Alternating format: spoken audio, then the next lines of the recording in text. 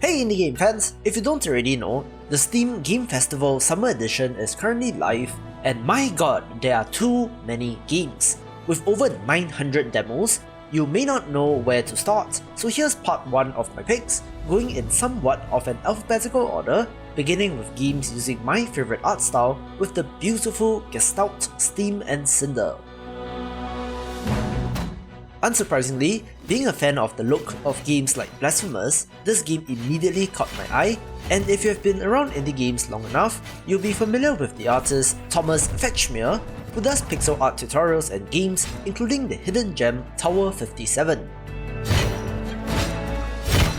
GESTALT, however, is a full-blown Metroidvania, and as mentioned before, pixel art Metroidvania is my favourite combination of art style and genre, so it kicks off an excellent list if I do say so myself.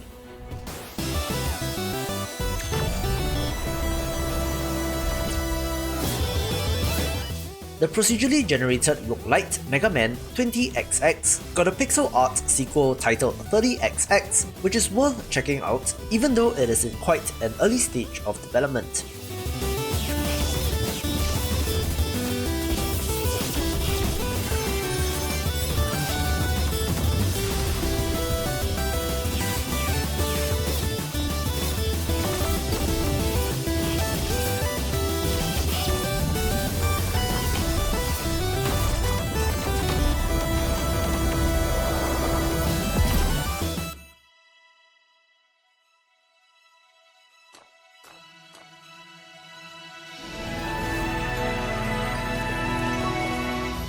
I've mentioned Ageless before as well, but this puzzle platformer does look very much like Celeste, but has quite an interesting time mechanic that allows you to forward or reverse time in order to alter plants and animals.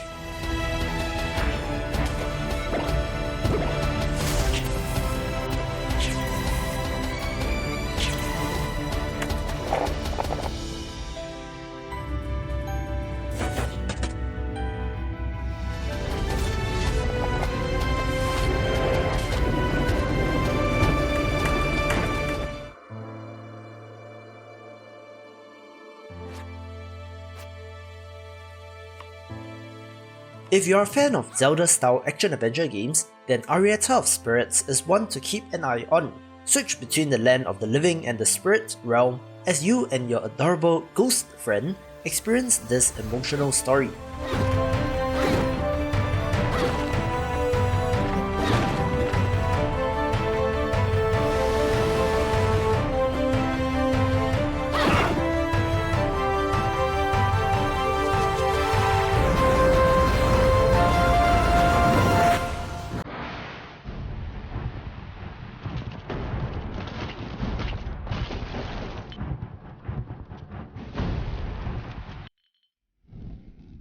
The free prologue version of Black Skylands did pop up a couple of weeks ago, but if you have not gotten in on that, the Game Festival is a good time to check it out.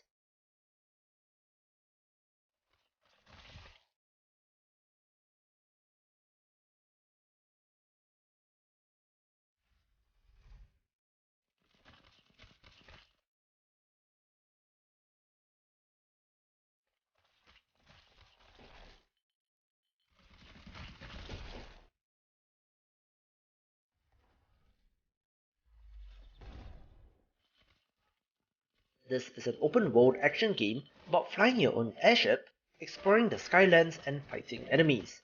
There are base building and crafting elements, and again, looks pretty impressive visually.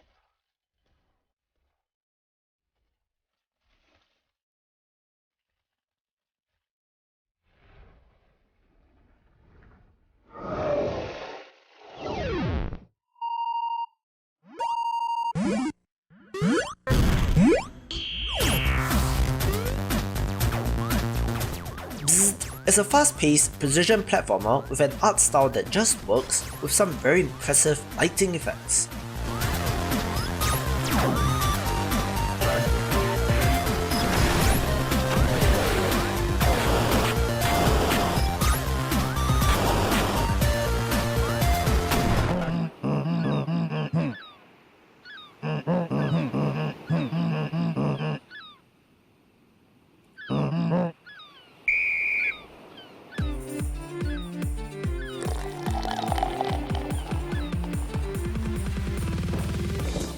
first impressions of Duo on board does make it seem like a Nidhogg-like experience with a focus on 1v1 local multiplayer action, but with pirates, blunderbusses, and cutlasses instead.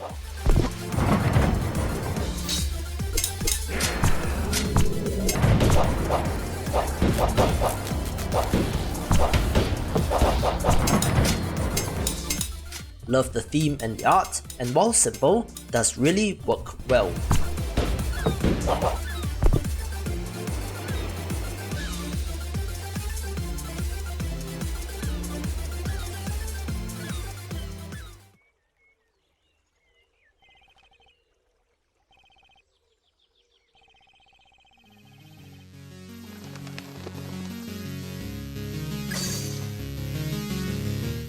I enjoy tower defense games, so Dwarf was of interest to me, since you control a dwarf tinkerer and have to build these in real time.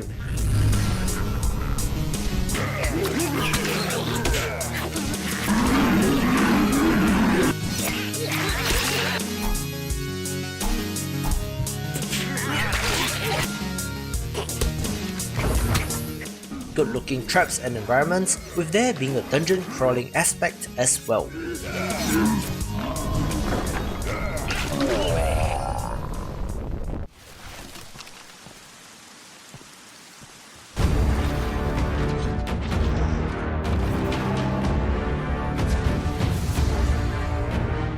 Very hyped for Eldest Souls, since this arena action boss rush title features a multitude of awesome bosses with a suitably moody atmosphere as you hunt down the old gods.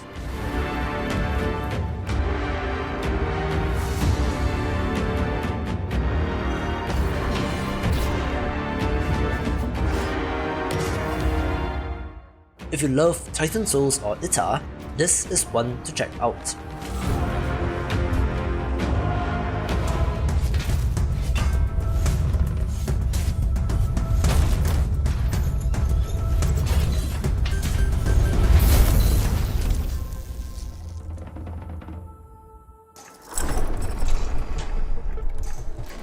This one was new to me, but Fabula, Once Upon a Space-Time, is a roguelite action title about space knights and saving the kingdom from the Void Lords who stole the sun.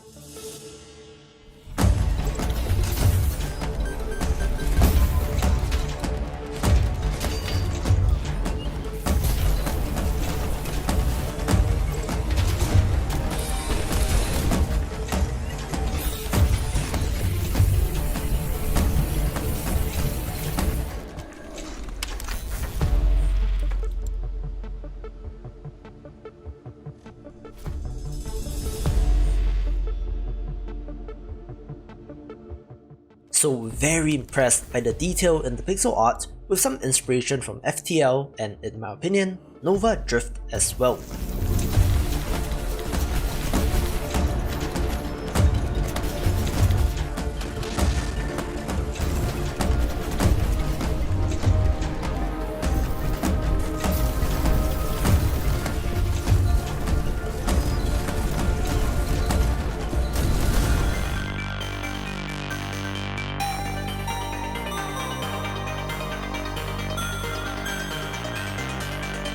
To create an awesome 2D wave-based arena platformer is truly an art, and one which looks very promising is Gravity Heroes. With 4 varied characters and both a single player campaign and co-op support, action looks great and art is awesome.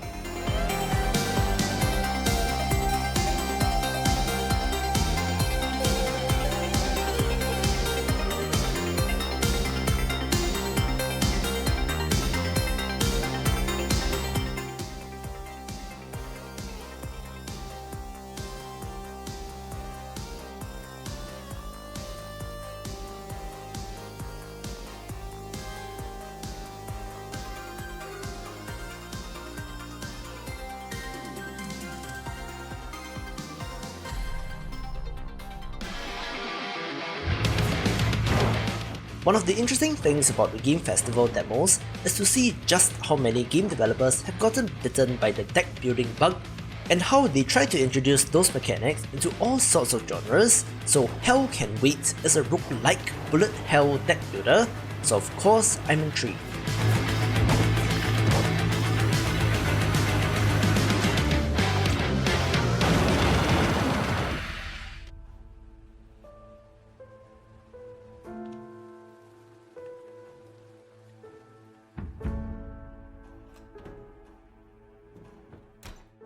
Inmost is a very stylish puzzle platformer which is currently out on Apple Arcade, but given that I don't like playing on mobile and I'm curious about the PC controls, this one's worth a look as well.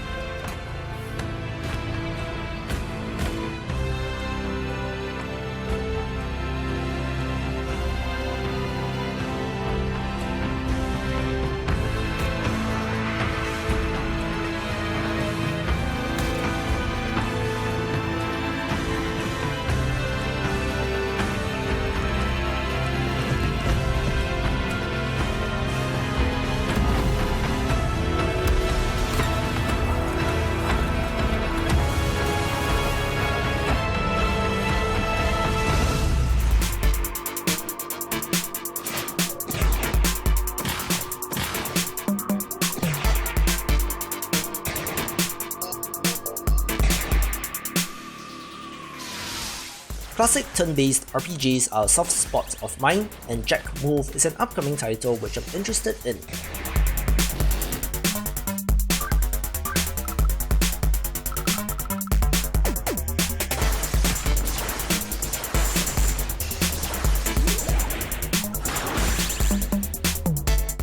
I was won over by the battle screen and this mix of a cyberpunk setting, you playing as a hacker, and a corrupted world filled with mystery and conspiracies should make it a good one.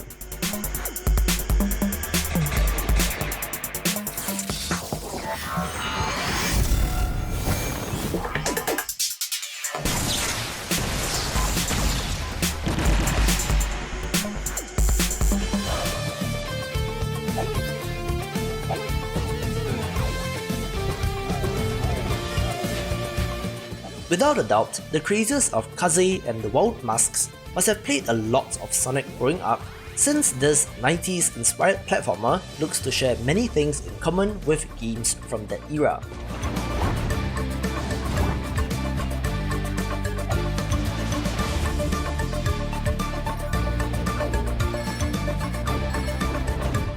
Our bunny heroine has a variety of masks which endow her with different powers, so for something classically designed with that modern polish, give this one a shot.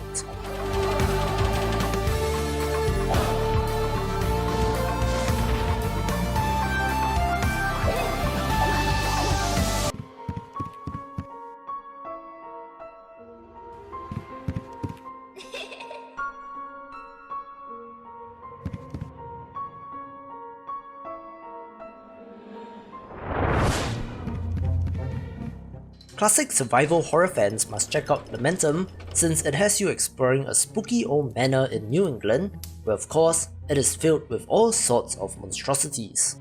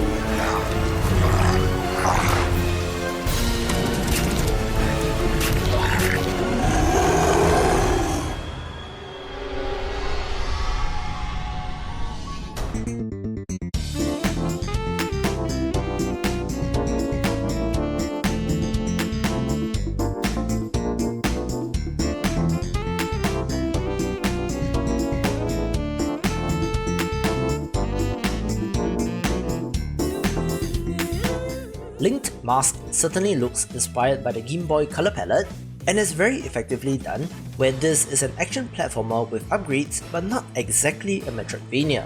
Some complaints of how readable the environment is, but should be worth your time.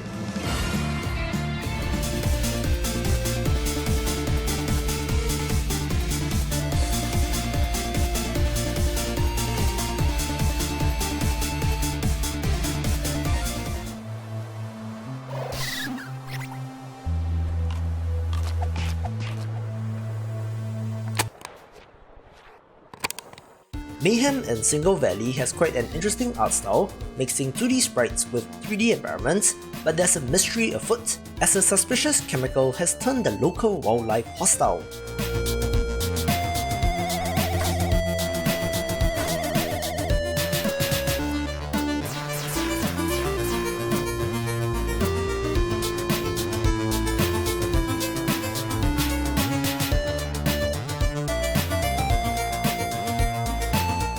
Another Zelda-style action-adventure game but with platforming, this one looks good as well.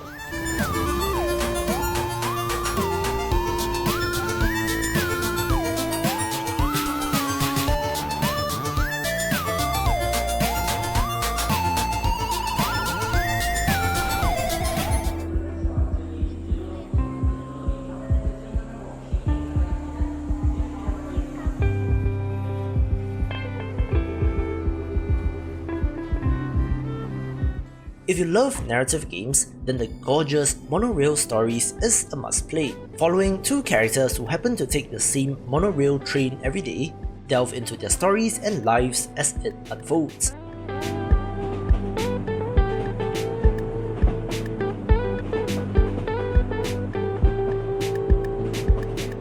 As a sucker for pixel art skylines, this one shown off here is excellent.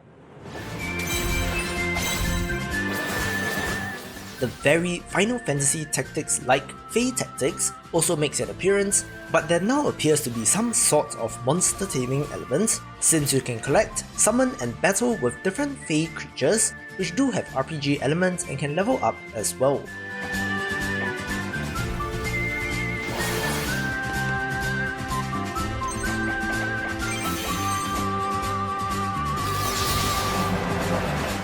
I love the art and design of the characters and creatures in this, and given that it is out in summer, hopefully we get hands-on with the full version soon, but for how great this looks, it takes the #1 spot. To see more of the big picture, check out these awesome videos, and I will see you after the jump.